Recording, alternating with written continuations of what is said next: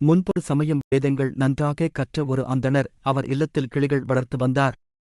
கூண்டில் அடைத்து கிளி வளர்த்த தோஷத்தாலும் அதன் மேல் உள்ள பற்றாலும் இறக்கும் பொழுது கிளிகளின் நினைவாகவே இறந்தார். மறுஜன்மத்தில் அவர் வேடனாக பிறந்து காட்டில் வேட்டையாடி தன் குடும்பத்தை காப்பாற்றி வந்தார். ஒருமுறை காட்டில் வேட்டையாட சென்றபோது வேடனுக்கு எதுவும் கிடைக்கவில்லை. எனவே விலங்குகளைத் தேடி நீண்ட தூரம் காட்டிற்குள் சென்று விட்டான். இருள் சூழும் நேரம் ஆகிவிட்டதால் காட்டை விட்டு வெளியேற முடியவில்லை. அப்போது தாகம் எடுக்க வில் அம்புகளை தரையில் வைத்துவிட்டு ஒரு குளத்தில் தண்ணீர் குடிக்க இறங்கினான். அந்த வேளையில் வேடனை தாக்க ஒரு புலி பாய்ந்து வந்தது. இதனால் பதறிப்போன வேடன் விலம்புகளை எடுக்க முடியாமல் அவசரமாக ஓடிப்பக்கத்தில் இருந்த மரத்தின் மேல் ஏறி அமர்ந்து கொண்டான். இரவு முழுவதும் புலி அந்த மரத்தை சுற்றி வந்தது. வேடனுக்கு கை கால் எல்லாம் நடுக்கமாக இருந்தது. பசியால் தலை சுற்றியது.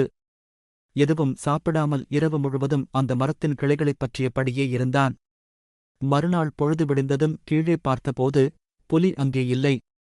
இதையடுத்து வேடன் கீழே இறங்கி வந்தான். அதன்பின் பல ஆண்டுகள் வாழ்ந்த அந்த வேடன் வயது முதிர்ச்சியால் இறந்தான். அந்த வேடனின் ஆன்மா யமலோகம் சென்றது. அங்கே யமனிடம் இந்த வேடனின் வாழ்வில் பாவங்கள் எதுவும் இல்லை என்று சித்திரகுப்தன் கூறினார்.